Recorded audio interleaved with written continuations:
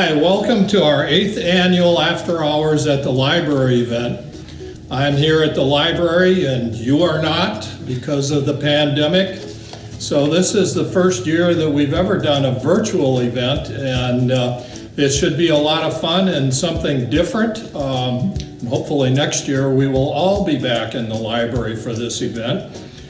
We are, of course, doing an online auction this evening. And you all have picked up your goodies from Black Market Gourmet. We really want to thank Chris and Jarden for their annual support of this event. They've been great partners with us. And we have many basket donors. I don't have a list of all the names, but I think we had, is it 19, I think, baskets. I may be wrong on that, but anyway, let's take a look at some of the services that our library offers.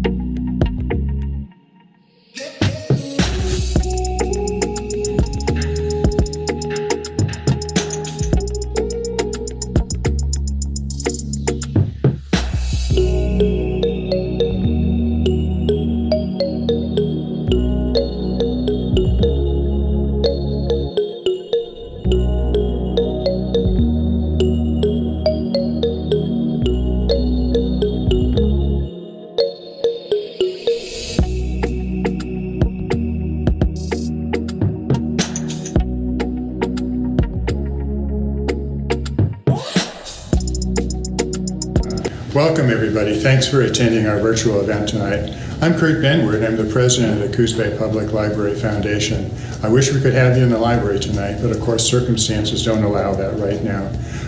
The foundation's a nonprofit organization that was formed a number of years ago to help support the library in a number of different initiatives. Right now, of course, our main goal is striving to raise money and support the building of a new public library. So tonight's event will help that. Again, thanks very much for coming. Following me is a small commercial about our library. It kind of demonstrates some of the difficulties that the building's currently having. So I hope you enjoy it.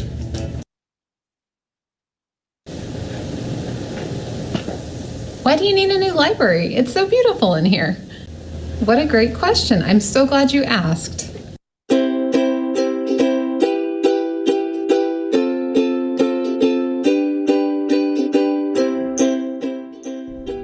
This is Coos Bay in 1910. Let's take a look. Right there. There's a slough. And there's us. That's the same spot. The current building sits on what used to be a large slough. The area was filled in and the water diverted through a large culvert behind the library. With the rising and lowering of the tide, heavy rains, and long dry periods, the fill beneath the library continues to shift. Various parts of the library are rising and falling at different rates.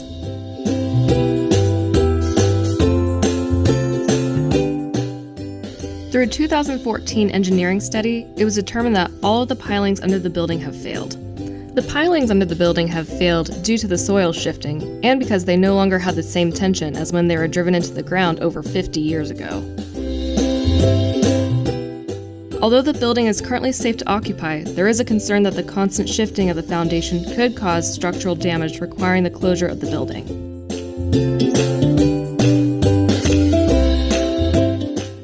The building's continual movement and shifting affects the walls. This is evident by the cracks found in many of the walls throughout the building.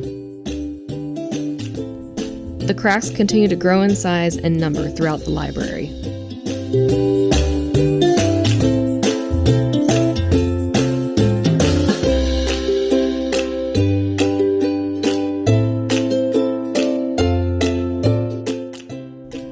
most obvious and greatest in number are in the northeast corner.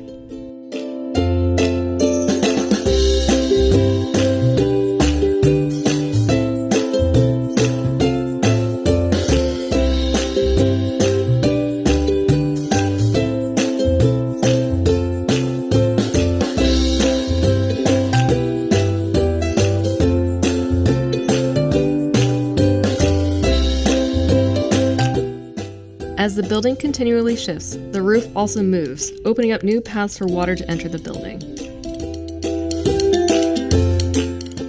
This is a study room where water comes down from the window and it gathers on this sill right here. That's why there's a cloth there. It's kind of hard to see, but the wall has water damage to it. It's kind of yellow. And as we back up a little bit, that's water damage. It gets worse, just wait for it. That, every winter, turns into mold, and it smells horrible.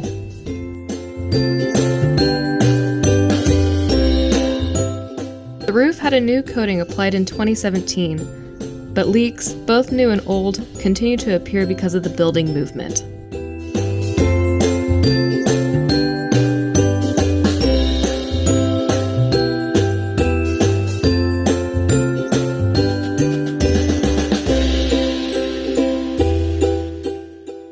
This is in the back where we process books. It leaks from the lights, or at least close to the lights, and it also leaks from the window, and it drips all over our tables. It is really fun.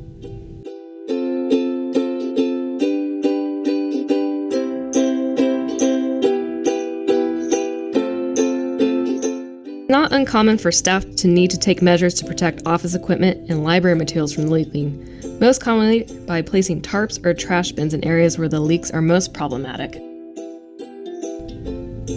We call this the udder. It literally catches a bunch of water and it drains it into a trash can, but unfortunately, people like to throw trash into our trash cans.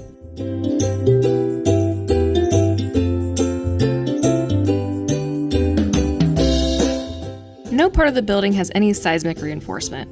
While the building was built to code at the time it was constructed, it does not meet today's building codes. The current building is in the local and Cascadia tsunami zones. Without modern retrofitting, the current building and any of its utilities and services are vulnerable to considerable seismic damage in the event of an earthquake. This also represents a significant danger to library patrons, staff, and anyone using the building.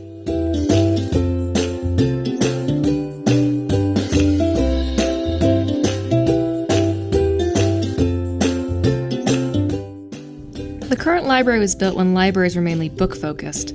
Today, libraries serve as community spaces where people meet, learn, socialize, and use library materials. Space needs to be flexible to meet the ever-changing needs of library users. The layout and configuration of the current building prevents spaces within the library to be easily adaptable or changeable for our patrons' needs. Our shelving is fixed in place and does not allow for easy adaptation for the library's continually evolving collection.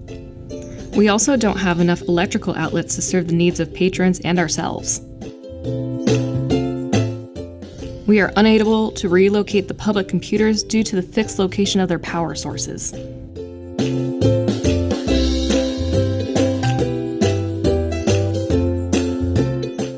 The HVAC, plumbing, and electrical systems range in age from almost 60 to 20 years old. All systems experience high use and are in constant need of repair. This post is from last year, where we didn't have bathrooms for almost 2 weeks. If we were brave enough, we went into the porta potties, or we ran over to City Hall in the rain. In the back, it genuinely does get very, very cold. Yes, some of us actually do bring blankets. I don't know if you could consider this an electrical issue, but we do have a light in the children's section that leaks water. We just put a bucket underneath it.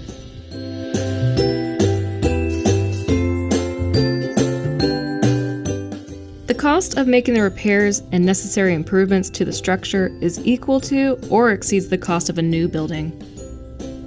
A repaired building would still leave the library in a vulnerable position on unstable ground in a tsunami zone and flood zone. The new library needs to be sited out of the tsunami zone. Construction to repair the current building and make the necessary upgrades will require the library be closed for at least a year or more, robbing the community of a valuable resource. This is not a problem that is going to go away. The longer the solution is delayed, the more costly it will become, and the potential for loss of services will increase. If you'd like to stay up to date about what's going on with our building, go to our website and go to the About tab and click on Current Building FAQ. From there, you'll see everything that we've talked about in this video.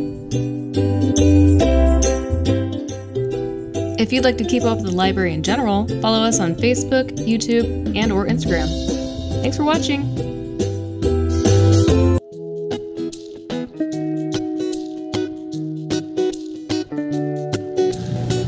One of our favorite parts of our after hours at the library is to have a guest speaker. Tonight, we're really privileged to have J.D. Chandler here. He's written 5 books of Portland history, developing his idea that the study of murder gives special insight into a city's history. And his new book, Portland Rogues Gallery, is outlining the history of some notorious Portland criminals. That'll be out in February. Tonight, Mr. Chandler is not only premiering that latest film, but announcing his upcoming Murder on the Oregon Coast. So stay tuned, here he comes.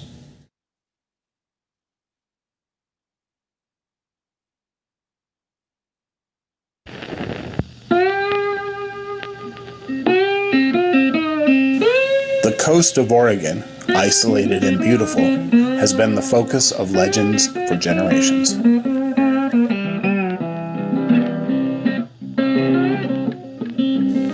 Tales of storms, shipwreck, and lost treasure have created excitement up and down the coast.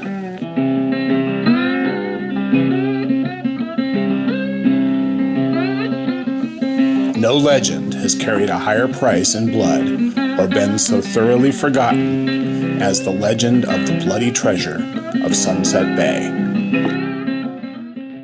The legend began during the Mexican-American War of 1846 to 1848.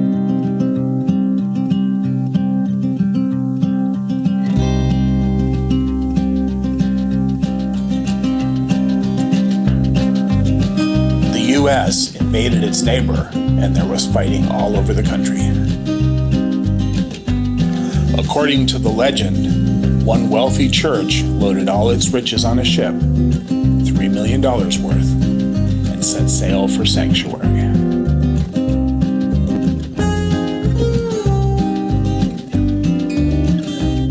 Tossed on stormy seas and nearly lost,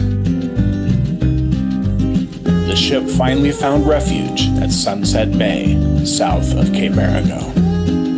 According to the Mille Coos people, survivors came ashore.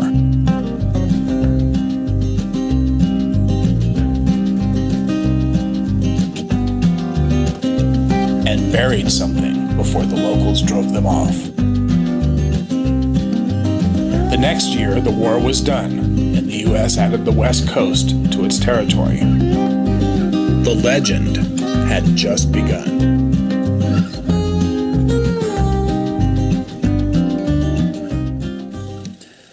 The gold rush that followed the Mexican War brought prospectors from all over the world into California.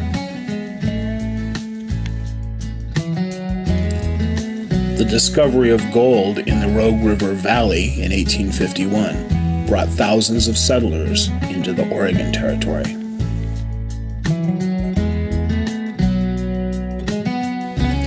Coos Bay, one of the most isolated natural ports in the world, became the focus of settlement. Before the non-Indians got here, we were some of the richest people in the world. Afterward, Indian people were just in the way. Louis Pitt Jr., Warm Springs Tribes.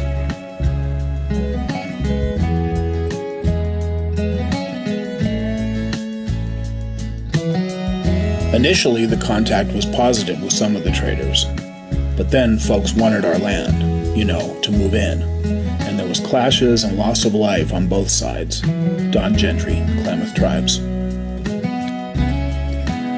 Our inability to read and write, not living in permanent dwellings, not being an agricultural society, never mind that we were horticultural, are all things that were used to keep us labeled as heathens, savages, primitives, and uncivilized people.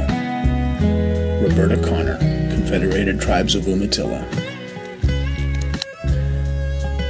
In 1855, several dozen miners came into the Coke Hill village, now Bandon, angry at an Indian man for a minor offense. They attacked them early morning while it was still dark. They burned all the houses and killed women and children. They killed everybody. Denny Hokema, Coke Hill Tribe. In February 1856, the native peoples of Coos Bay were relocated to the Siletz Reservation far to the north. We got nothing for it but heartache. Warren Brainerd, Confederated Tribes of Coos, Lower Umpqua, and Siuslaw. Some of the native women survived by marrying non-Indian settlers.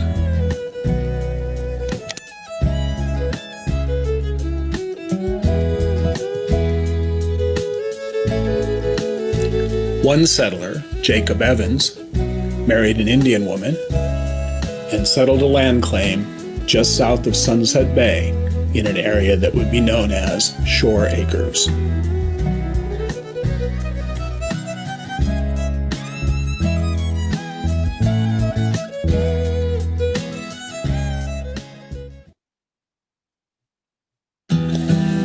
Besides gold, Coos Bay had coal, lumber,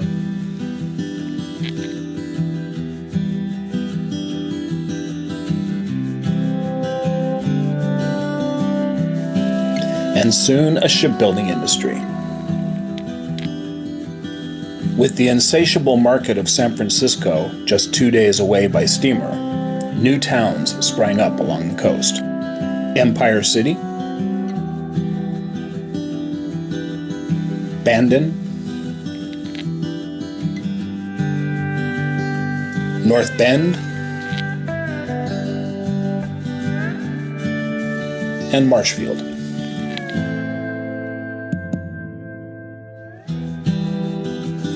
The treacherous waters provided many opportunities to salvage shipwrecks, and Jacob Evans and his family at Shore Acres prospered and grew.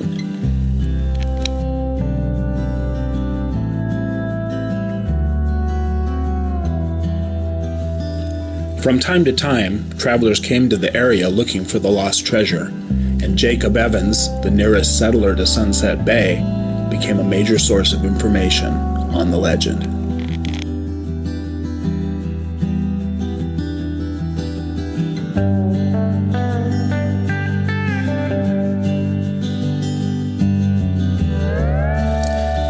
In 1906, after his wife died and his children grown, Evans sold Shore Acres to Lewis Simpson of the Simpson Lumber Company. And moved to a smaller place on South Slough near Rocky Point.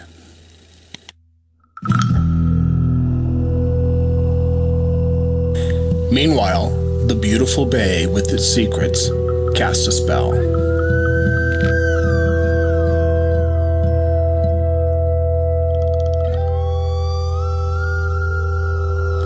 The lure of buried treasure called to adventurers everywhere.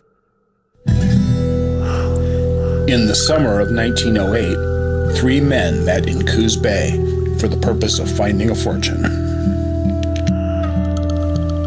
J.A. Johnson and John Swinney, a train robber from New Mexico, were common criminals. But George Kimmel, a bank clerk who disappeared from Missouri in 1898, would be the central figure in a national mystery.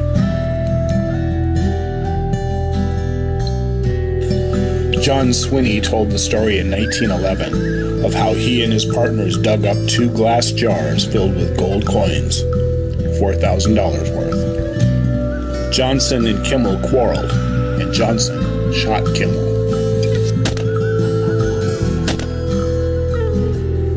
Out of fear, Swinney killed Johnson and kept the gold for himself.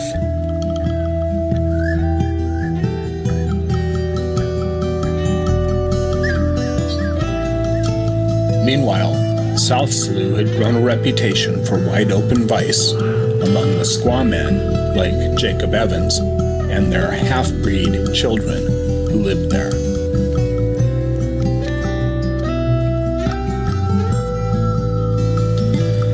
After the Kimmel case made big headlines in February 1912, the Oregonian sent a reporter on the arduous trip from Portland to investigate the treasure of Sunset Bay. That's when things started to happen. On February 29th, Harvey Metcalf, a popular young man from a prominent Empire City family, disappeared while on a picnic near Crown Point.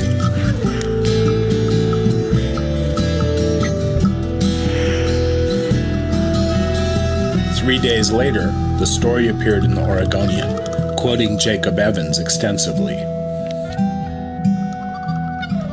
That same day, Harvey Metcalf was found drowned in South Slough.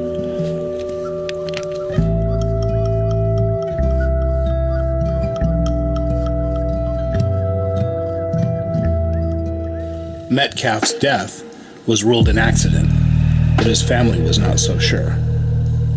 4 weeks later, Jacob Evans became the target.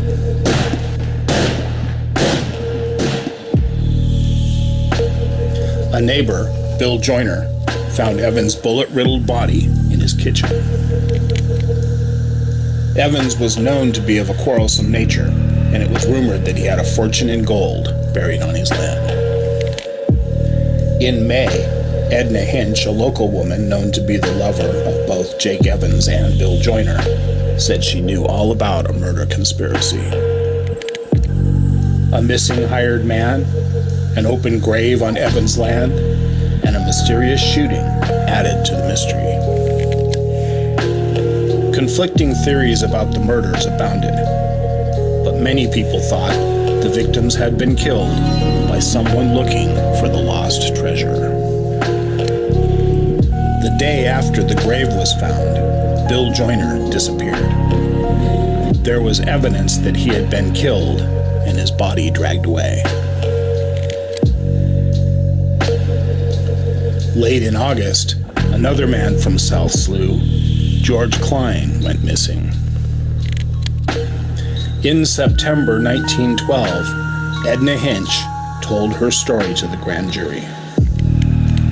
The story was kept secret, and Hinch was confined in the Oregon State Hospital. The DA announced that 2 people were responsible for the murders, but there was not enough evidence to make an arrest. Slowly, the case faded from memory. 4 years later, wind exposed a skeleton on Jake Evans' property. Everyone believed it belonged to Bill Joyner, but there were not enough remains to identify him.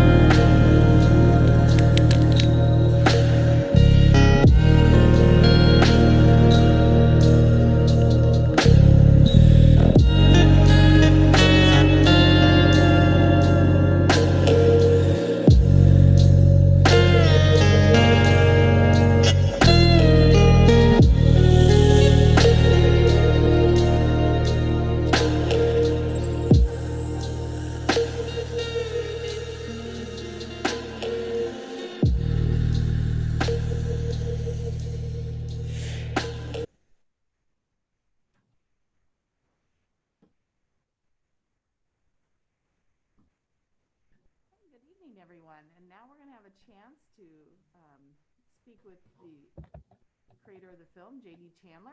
Welcome, Mr. Chandler. I can hardly hear you. Can everyone hear me? Hello. I think we're okay on your end. Okay. All right. Now I hear you. Okay, good. Hi, I'm glad to be here tonight. Happy Halloween, everyone. I'm sorry that had a little trouble running on Zoom, it looks like, but after this weekend, it'll be available on YouTube and you can watch it at its regular speed with the right sound, right synchronization of sound. But it was a spooky little story for Halloween. I hope you all enjoyed it. And I'm glad to answer any questions that anybody has, if you want to let me know what they are. Well, I did have one come in. What made you become a crime writer, I guess, a crime historian? This is a great question, and I'm asked this a lot. I've thought a lot about it. I have always had kind of an interest in true crime, and I have been addicted to reading old newspapers since I was a child. I used to go to the library and read the comic strips in the old newspapers, and I've been reading the old newspapers now for most of my life. So I'm oriented that way, you might say. But in 1992, a friend of mine was murdered. He was a taxi driver in Seattle who was shot one night while he was working. And I attended that trial of his killer. And I got to know both my friend James's family, who I hadn't met before, and also the family of the killer. And it really occurred to me that murder has a huge effect on everyone that survives. Major. It's like a major trauma in everyone's life, and nothing is ever the same afterward. So it made me very interested in the effects of murder and the effects of trauma. So when I moved back to Seattle, or when I moved back to Portland in 1996, I started my old habit of reading the old newspapers. I'd go every Sunday down to the library and read them on the microfilm. Fortunately, I don't have to do that anymore. And I started collecting murders. And that was the beginning of a project that I call the Slabtown Chronology. My goal is to collect every murder, killing, or mysterious death or disappearance that I can that took place in Portland or in the Portland area. And at this point, I have about 3,500 of them that I've collected. The story from Coos Bay was kind of a special one to me. I read that original story about the treasure from Mexico many years ago. And then I read about William Joyner's murder, and I thought, that's very odd. And it seemed to me that there were 5 or 6 deaths that were connected to this treasure. So I've always had it in the back of my mind that that's something that I wanted to find out more about. And when Coos Bay Library approached me about presenting for this event, and I'm glad to help you guys build a new library. It looks like you need one pretty badly. From that video I saw. But when that happened, it gave me this opportunity to really look at this treasure murders, is what I like to call them. There were the two in 1908, and then there are 1, 2, 3 for sure in 1912, and possibly 2 others, because 2 other people disappeared during that time. So it gave me a great opportunity to look at that. The Coos Bay Library, of course, had some extra resources for me, and I ended up uncovering a pretty interesting story, although there's no solution to it. I can't tell you why those guys died. I can't tell you for sure if they died because of the treasure. I think there's a smuggling strand to that story. Sunset Bay is a natural smuggling point, and a lot of alcohol and drugs have come through that since the very beginning. And often in these treasure stories, there is smuggling. There also seems to be a prostitution angle because that South Slough area seems to be the wide open prostitution area. And this Edna Hinch, I don't know that she was actually a prostitute, but she was talking about people that were running a prostitution organization. And her theory seems to have been that they're the ones who did the killing, although it's really hard to find out what she said. And they threw her in the insane asylum for it. So who knows? There was a man who was executed shortly after this for another murder that took place in Coos Bay, who claimed that the chief of police of Marshfield was behind the whole thing and he had done all the killings. It didn't make a whole lot of sense what he said, and they executed him immediately for one of the murders, so no one believed him. But the more I look at this Jacob Evans thing, the more I think this may be some kind of a vice, corruption, organized crime deal.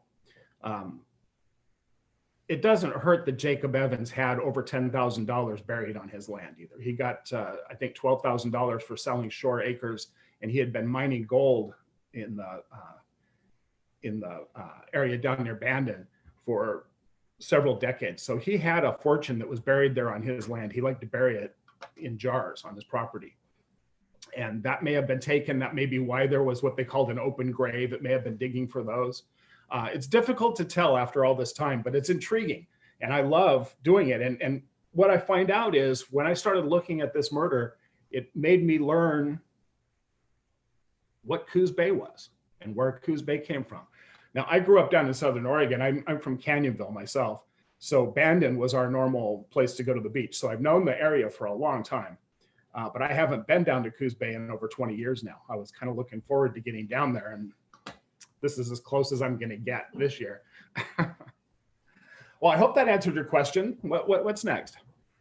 And feel free to put, for the folks attending, feel free to put your questions in the chat box, or Oh, yeah. go ahead and unmute yourself and Yeah, ask away. questions. Well, I'll ask. So what's your favorite Portland murder you've discovered? That's kind of funny because I recently, the Oregon Journal became available to me online through the Multnomah County Library. And I've been really relying on the Oregonian for many years because it was the only one that was available online. And now suddenly I have a whole nother source and I have a whole nother point of view on all these murders. And so I've been going through and collecting newspaper stories on my favorite murders. My brother says that should be my next book, but I think the next one is going to be Murder on the Oregon Coast, because I found that there's some very fascinating stories there. And I'll talk about that in a minute.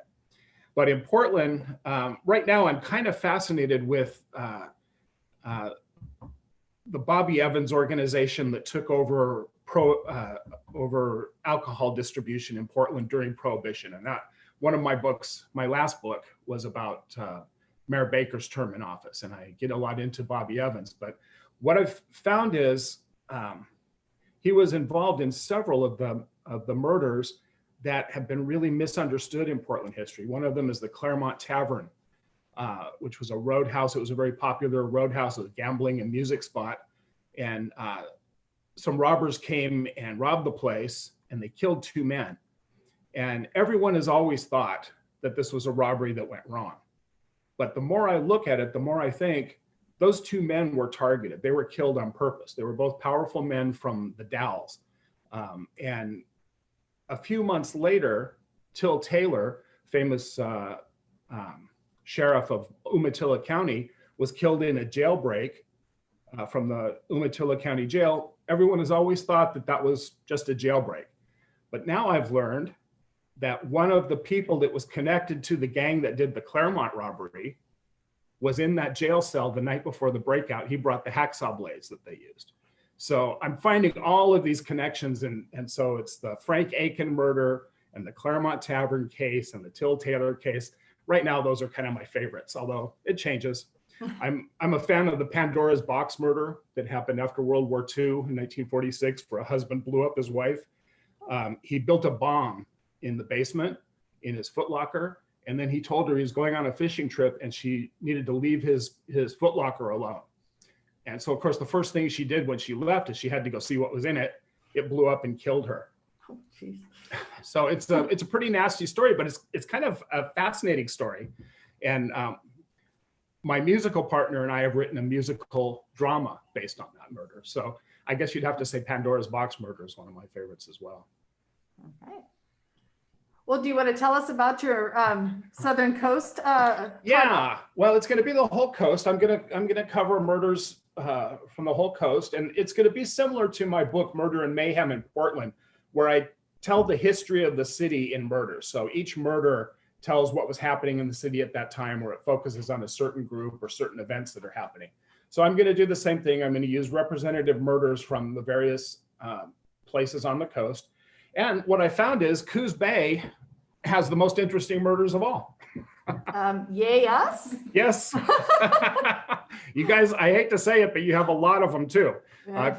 Compared to other coastal cities, you guys are probably the murder capital. Although it's not just, I don't know what your situation is now, but all through history, Coos Bay's never really been one city. So you can kind of spread them out that way. But there are a lot of murder trials that took place in Coquille. And some of them are just crazy. Like the Treasure case, I think, is one of the craziest. But there was a murder in Bandon that focused around numerology and kind of went down in history for being one of the odder murders in Oregon. So I think it's going to be a lot of fun to look at not only the history of the coast, because I found that fascinating, that the way Coos Bay was founded, why people came there and how they came there, really fascinating to me. And especially when you consider the fact that it was very, very difficult to get to Coos Bay. It took longer to go from Coos Bay to Roseburg than it did to go from Coos Bay to San Francisco, or even Coos Bay to Portland by boat, because there was not even a connection until 1913 or 1914. I have a case of a Portland attorney who got into some trouble in 1912, and when the case broke, he happened to be in Coos Bay, and he had to rush home by stagecoach. And I thought that was kind of an interesting story to come home by stagecoach. Well, the stagecoach was from Coos Bay to Drain, and then he could get on the train and come north to Portland. So I find the area fascinating. It's close to home for me because I love the Umpqua Valley, and I've also lived in the Rogue Valley.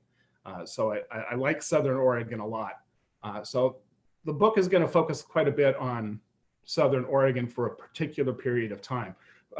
From about the 1890s until probably the 1960s, maybe the 1970s, because there have been so many interesting cases. In fact, one of them I found is a possible serial killer, very early serial killer. In the 1890s, he was a real estate agent in Coos Bay, and people would come from all over the world to come and look at property in Coos Bay, usually timber or mining property. And he would take them out to look at the property.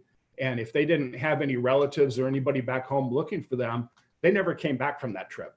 And we're not even sure how many victims he had, but that's definitely a case I'll be looking at. That was in the 1890s. wow. So thank you, Coos Bay, for all the great murders you have. Yay, you're welcome. Thanks. I'm only saying this because it's Halloween, right? We can Right, be a exactly. little cavalier about it. All right. Does anybody else have any questions that you'd like to ask? Okay. Oh, come on. Nobody wants to know about a good murder?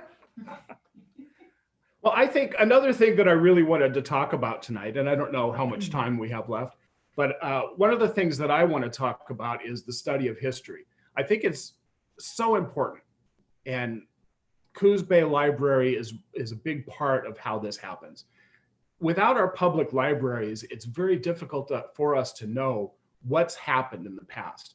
And without knowing what's happened in the past, it's very difficult for us to understand what's going on now or what will be going on in the future. So I support public libraries 100%, and I'm glad to be here tonight to help do that. And I think that the study of history is a vital thing. If we look at the political situation that's happening in this country, it's impossible to understand it if we don't understand the history that led to it.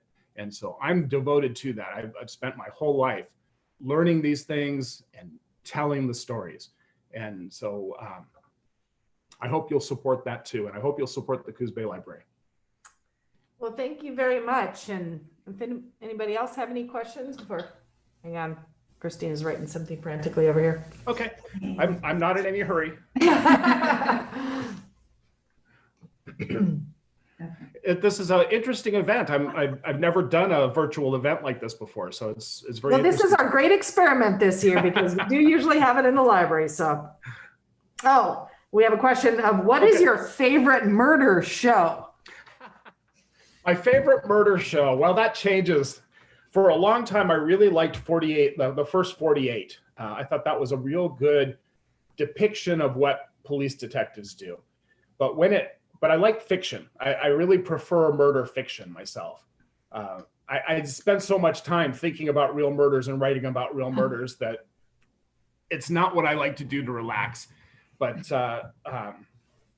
murder fiction can be a lot of fun. So I love Homicide: Life on the Streets, I think, is one of the very best police shows that was ever made. It's beautiful. It really shows what homicide detectives do, and it shows the oddity of the homicide detective mind.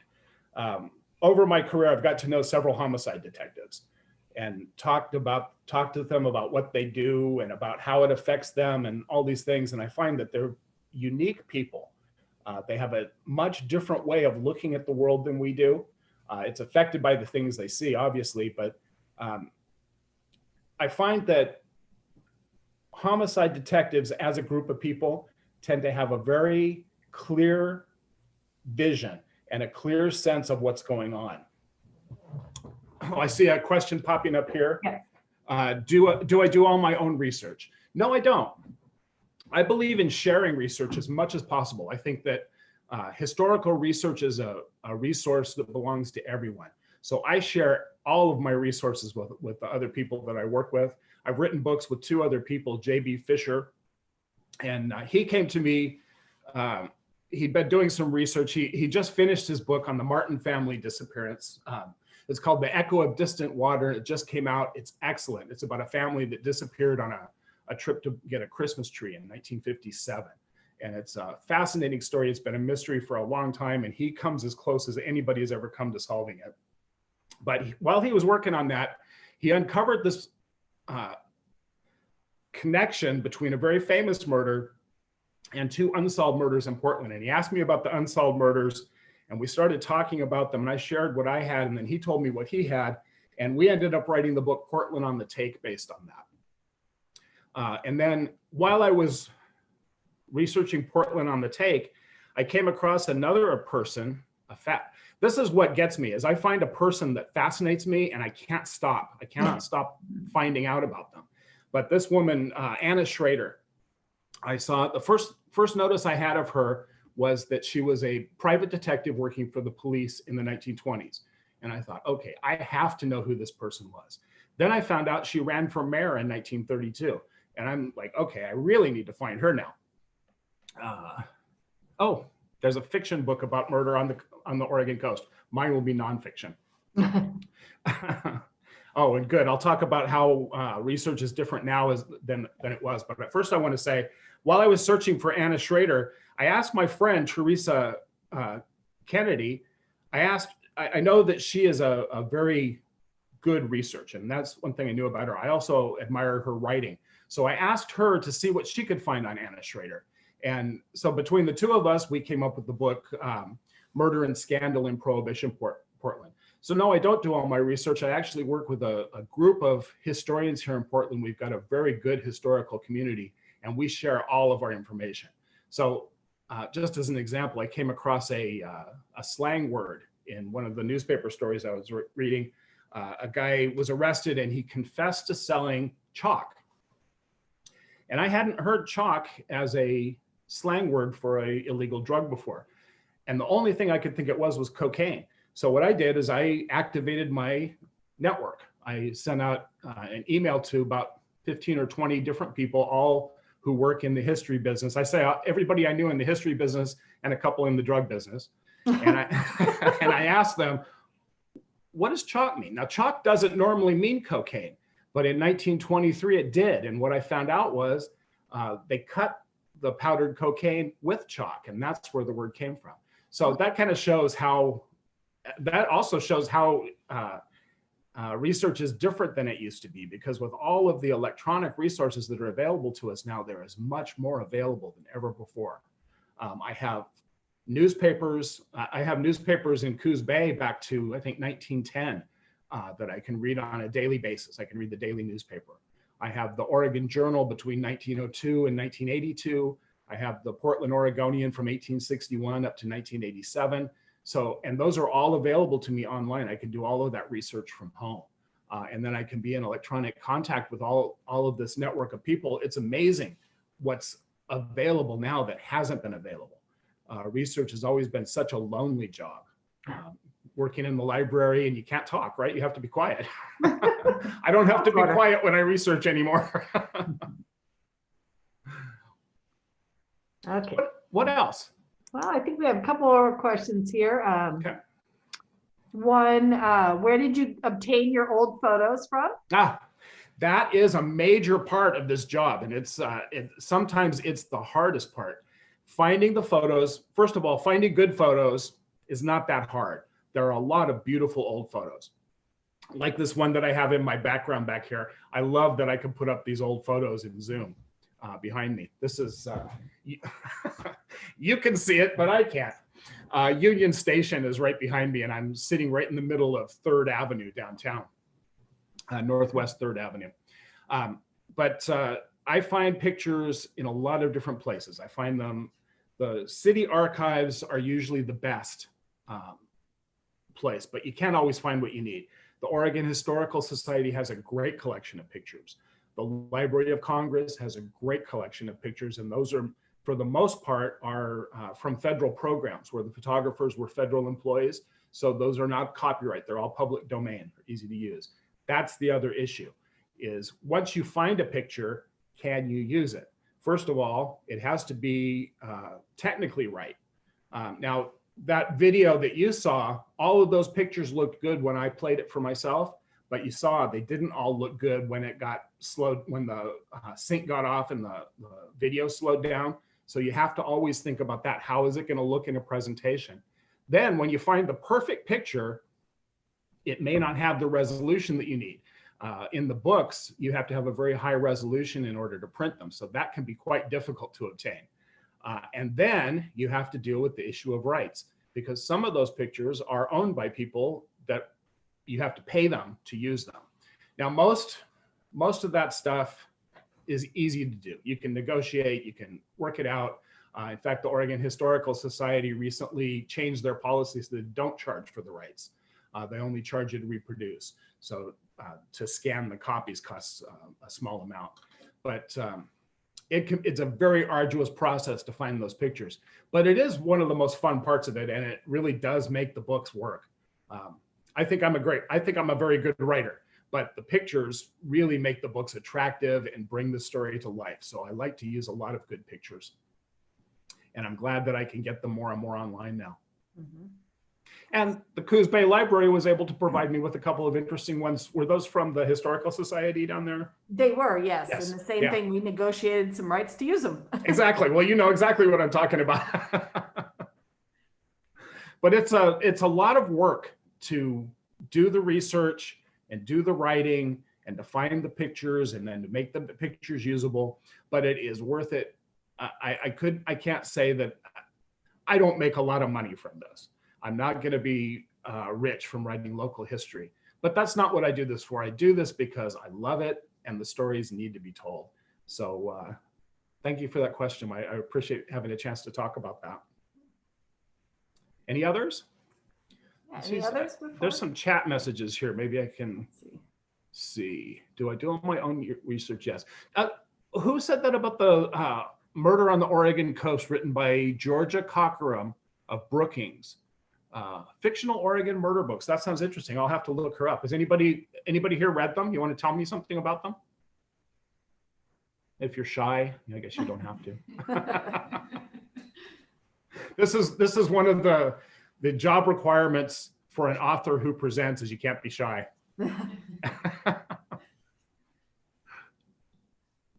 Okay, are there any other questions? If not, I'd like to extend a huge thank you to Mr. Chandler for joining us tonight and for producing the film. Oh, I And- love doing that. I'll talk a little bit about that too before we Okay. wrap it up here, because I know we've got a couple more minutes. They sell my books at Bayside Coffee in Charleston. So everybody run down there, have a cup of coffee and buy my books. They're a lot of fun to read. But putting that film together was a real fun project. I've been making short films for a long time now, but I had a couple of technical breakthroughs while I was making this, and I think this is one of the best ones that I've done personally. So I'm really looking forward to getting more into it, and I thank you for giving me the opportunity to do this project. It was very, very much worth my time and very much a lot of fun. Great, that's good to know. And I'll be glad to help you out anytime. If you want to know about this serial killer in the 1890s, I could do that one too. Okay, good to know, because that piques some interest. That's for me too. Yeah. Okay, one last chance if anybody else has any other questions. All right. Well, Oh. happy Halloween to everyone. And thank you so much for giving me the opportunity tonight. In February 21st, my book Rogues Gallery, Portland Rogues Gallery comes out. And it's the subtitle is A Baker's Dozen Arresting Criminals from Portland History. And I start with Portland's first police chief, James LePaeus, and I I tell the real story on this guy. Everybody has always said that he was a criminal, but I decided to find out, what did he really do? What do we really know? And so I tell that story. I tell the story of John Mitchell, one of the most corrupt senators in US history, who was from Portland, I'm proud to say. And I go right up to our forgotten serial killer of the 1980s and the early 1990s, a man who killed at least 4 women and probably a few more. And nobody really knew about him or what he had done. He was never convicted for any of his murders either. He did end up dying in prison, though. So I guess that's a happy ending. Yes.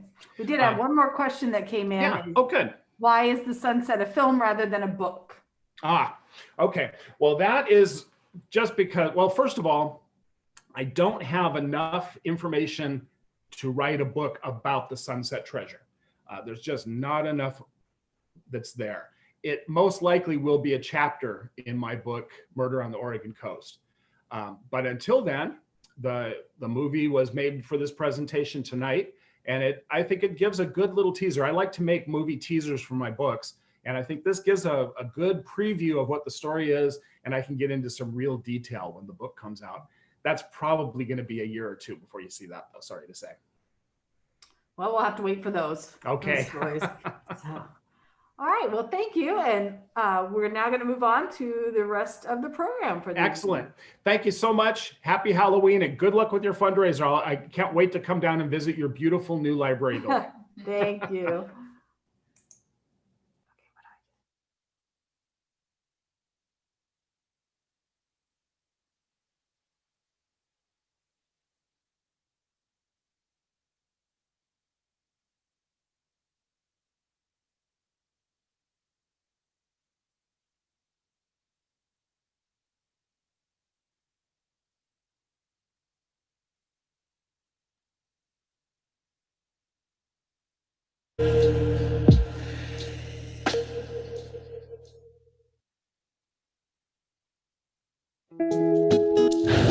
Hi, it's me again.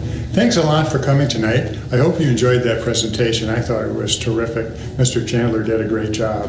I just want to remind you that we have our auction still going on.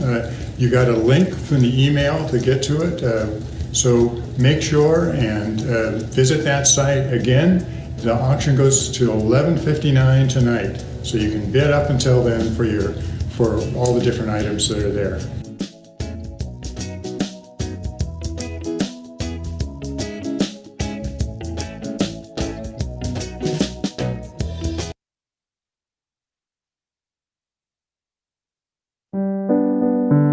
And we appreciate you coming here tonight because that allows us to poop. Don't put the old poop in there though. I'm gonna put it in there. It's gonna be really funny. Okay, all right. Just Yeah. we're gonna start it with Kurt saying, "Oh, poop."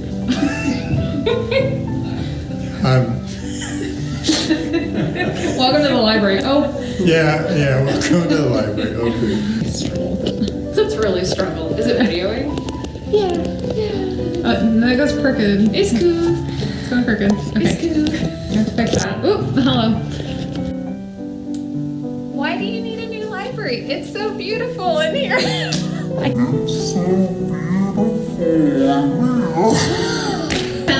was about to look for my phone, and I was like, "Where's my phone?" It's in front of me. Now, oh, here's a little attachment. Well, at least this attaches to somebody. Should wrap it up in here. I don't know.